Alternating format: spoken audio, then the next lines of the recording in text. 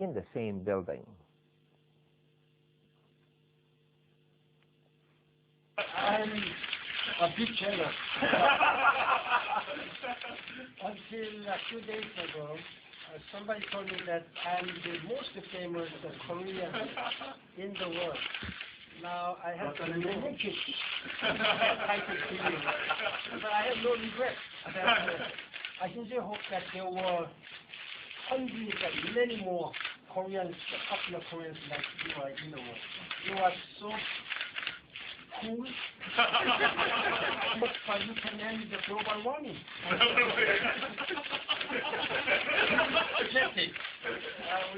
He can help end the energy crisis. He has so many years of hope. He's like one-man democracy. Wow.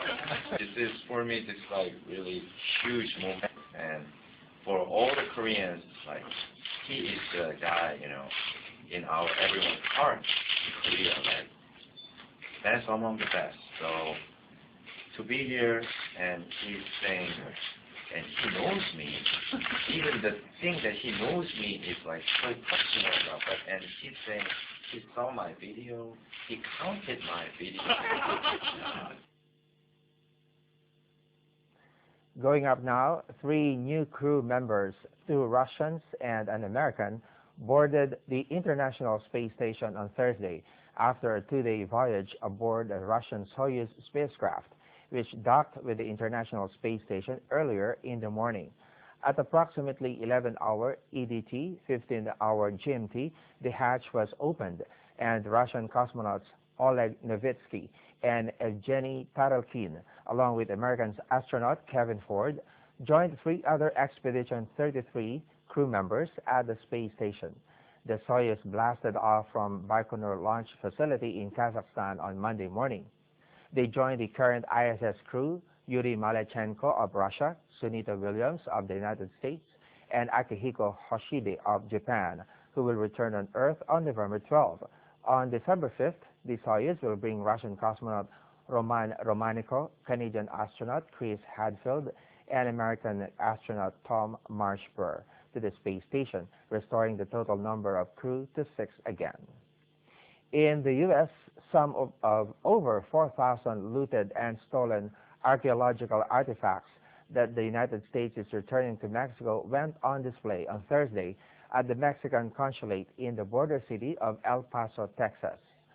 The collection includes 5 pre-Columbian statues, 26 pieces of pre-Columbian pottery, an Aztec-era whistle, copper hatchets, and a variety of other items.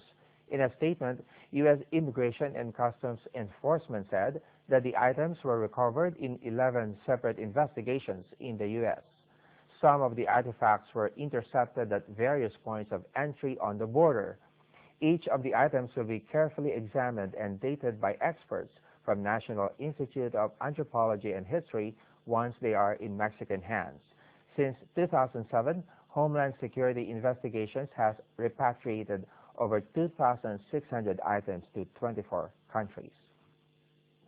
In today's technology news, Microsoft unveiled a revamped version of its flagship Windows system Thursday, designated for increasingly mobile consumers, and previewed Surface, its entry into the hot tablet market. The new Windows 8 operating system and the new tablet to go on sale Friday market a new offensive for the U.S. tech giant seeking a new strategy to keep pace with Apple and Google, and a dramatic shift away from PCs to mobile devices. At the New York News event, Microsoft announced that Windows 8 will launch Friday in 37 languages and 140 worldwide markets. It can be downloaded beginning at 12:01 local time worldwide and will be sold at retail stores. Microsoft is also launching a version called Windows RT, designated for tablets and available pre-installed on new devices, including its own Surface tablet. The Redmond, Washington company next week will provide details on its new Windows Phone 8 operating system, designated for its push into the smartphone market.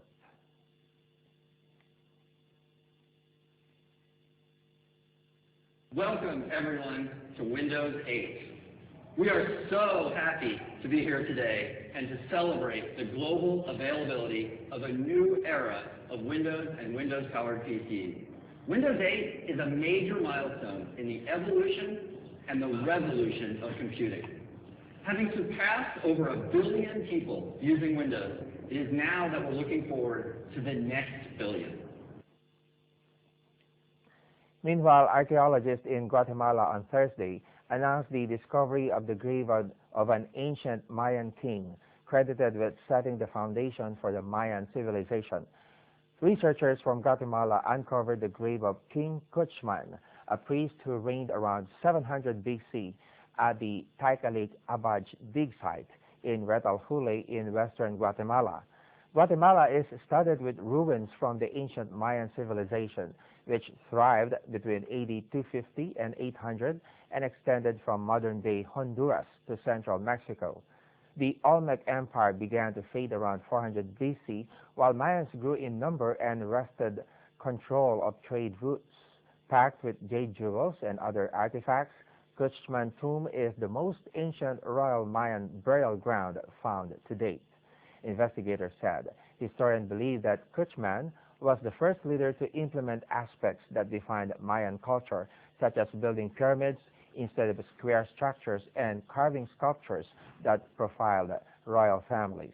The carbon-dated artifacts suggest that the king was buried between 770 to 510 BC. And to wind up the news, Frenchman Paul-Henri Mathieu defeated Nikolay Davydenko of Russia 3-6, 7-6, 6-4 on Thursday to reach the Swiss indoor tournament quarterfinals.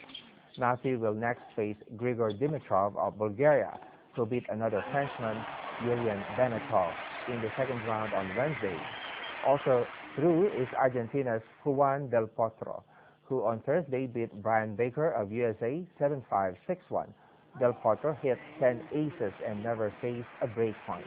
The Argentine next meets South Africa's Kevin Anderson, who ran out the winner over Marinko Matosevic of Australia 6-3, 6-7, 6-3.